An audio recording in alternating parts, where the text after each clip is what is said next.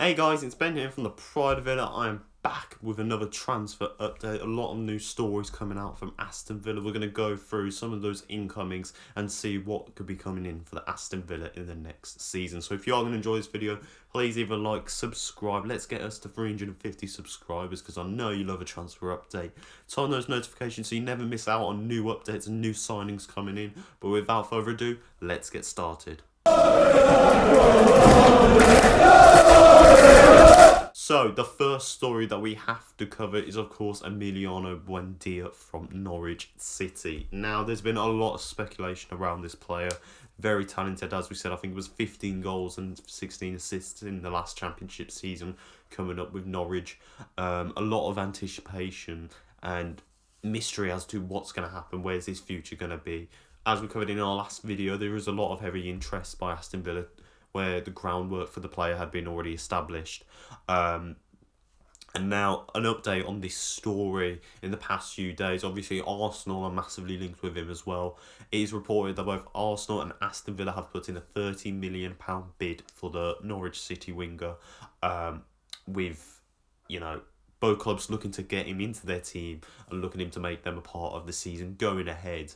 And it's really now just a case of where does Buendia want to go? Does he want to take this offer? But which project does he believe in? Very interesting to see this Villa getting stuck in straight away and trying to make the big signing happen. And I do imagine this is going to be probably the big signing for Aston Villa this window. A lot of competition, obviously, with Arsenal. Arsenal obviously finishing around mid-table this season, really having a bloody poor season, not winning the Europa League, sorry. Having a really poor season of it near the relegation zone at the start, whereas Aston Villa had a really amazing start to the season. Kind of did fade out and fizzle out, but ultimately finished the season in 11th place. Both teams, £30 million played into him. With Norwich City now coming up, not going to be spending a lot of money, but will hopefully learn from their past mistakes the previous year and will try and rectify that so they actually stay in the Premier League this season. It's going to be very interesting to see where he goes. For me personally, if I was Buendia, I'm either going to stay with Norwich because I'd like to see what they're going to do in the Premier League this season, or if I don't believe in Norwich, considering what happened last time, I'd go to Aston Villa. I don't see a reason why you'd go to Arsenal. There's no Europa League football, no Champions League football. They're a team now massively struggling. Although they've got the pedigree and the history behind them, realistically, do you really see any success coming with Arsenal? Whereas Aston Villa is a team that has improved and improved and improved, and is really starting to become a gripe in the Premier League and starting to establish our footing once again. And I just think it'd be a better move for Emi Buendia, get more play time at Aston Villa. No one wants to go to Arsenal. Who would want to go to Arsenal? Get more playtime at Aston Villa, really establish himself, and he'd become a fan favourite, and I think he'd really excel alongside Grealish and Watkins. He'd get plenty of assists, plenty of chances to go and score a goal. I think the right move for him would be Aston Villa. Obviously, not trying to be biased there, but I think comparing the two, it makes so much more sense to go to Aston Villa for development, whereas you'd probably go to Arsenal for the money and just for the say that, I've played for Arsenal. But that is our first transfer update story. Emi Buendia potentially to Arsenal at Aston Villa. Let us know in the comments down below where you think he's going to go. Do you think he will go to the red side of London, or will he come to the claret side of Birmingham? But without further ado, let's move on to our second transfer story. The second story that we have to cover in transfer update today is another incoming to Aston Villa. Now, in the midfield area, we saw the likes of Ross Barkley come in and Morgan Sanson. Sanson will hopefully have a bigger part, and I think he is going to play a massive role next season for Aston Villa. Ross Barkley obviously going back to Chelsea, which leaves us with McGinn.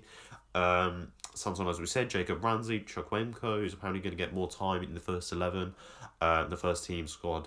Nakamba, Douglas Luiz, but someone that has been reportedly grown in interest yet again for Aston Villa, RubenLoftusCheek from Fulham, who played at Fulham last season, and coming in from Chelsea. Now, reports are suggesting he's not looking to be alone this time. They're looking to just moving on because he's really not had an impact anyway. He's made no impact at Chelsea, did very little at Fulham, and now we're being linked with him again. I remember this story coming out a lot over the last year. short and sweet, I don't want him. There is nothing for me that excites me about Ruben Loftus-Cheek, and I don't want to be overly critical or be completely negative to him, but I just don't see a really good footballer there. As one of the news stories said, he looks like an unmotivated man who just doesn't seem to have a passion for the game. There's a player in there that, from what I've seen, doesn't spark talent, doesn't spark excitement, and I just think you bringing him in at Aston Villa, I'd rather be playing our youngsters than seeing the likes of him come through, getting the big wage that he will do, just to disappoint, because he just doesn't offer anything for us. He's just a player that's not gonna offer the same level of attacking style that McGinn or a Sanson will offer. Not that sort of creativity that Chukwuemeka or some of our other players can offer if Grealish is going to move back into that midfield or not. And he's really not going to play that defensive role because both Douglas Luiz and Nakamba can do it very well. With both of them playing to their own strengths, Nakamba being a bit more focus on the defensive aspect of it, protecting that back line, whereas Louise will try and control that midfield, try and get that ball moving forward so that our wider options have a bit more talent there to work with. But Loftus-Cheek, nothing exciting about him. I don't want to see him sign. And I just think it'd be a real waste of money if Aston Villa were to put the money into him, because and I think they know it after a season, fans will turn on him.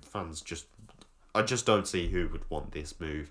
I just think it'd be a real letdown for the club considering the ambitions that we want to go and achieve. You might as well go and sign Barkley if you're going to go and sign Ruben Loftus-Cheek or Hudson-Odoi. Hudson-Odoi would be the much better option because he can play midfield, but he can also go out wide, so that brings us the option. We can swap Grealish out for Hudson-Odoi.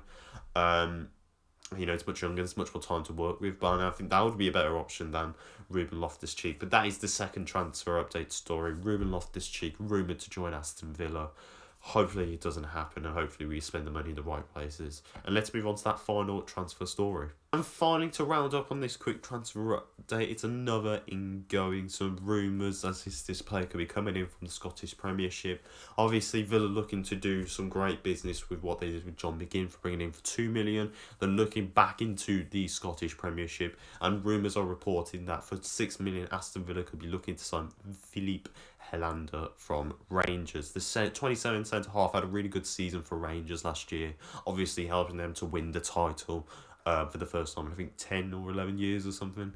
And obviously playing a real crucial part in that defence and making sure that they stayed undefeated all season long. Now there is reports, as I said, 6 million is probably been in the works, and it's a move that could be on the brink of happening. I haven't seen much of anything apart from just reading about a news story just then. It'd be an interesting move. I think centre-half wise, with the news coming out that Engels reportedly wants to stay at Aston Villa, even though he's had pretty much no game time this season. Although he wants to stay because he's more comfortable here. I think House looked really well when he came on for the last few games. Conte and Mings obviously being that first starting pair up. I think if we're going to sign a centre-half, first of all, I think Engels needs to move on because I just don't see he's going to get any game time, and I think it's a waste of money there. You've got House, you've still got Dominic Revan that I'd still love to see come through, but you've still got two solid centre-halves in Mings and Konsa who are working really well together. And then bringing in someone like Philippe Haaland would be a lot of experience. Obviously, if Mings isn't having a great day, you could probably slot him in alongside Konsa, because I think now Konsa is established that he's the number one centre-half. Even though people will say Mings, I think Konsa is absolutely outshining him defensively and providing more help to that defensive structure that Mings has. And I think Philippe Haaland for 6 million, it's not a bad option.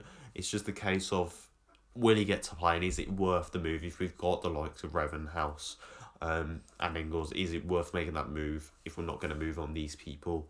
And it'd be really interesting there. Obviously, I don't think, I've already said this before, I think if we are going to go and sign a centre-half, I think it'd only be because we got rid of Engels. That's not the only way I'd see us really sign a centre-half, because apart from that, I think we have enough depth in that area. I think mainly he's got to now look at left-back and right-back, unless Gilbert's not coming through, because now Elmo Taylor had been moved on.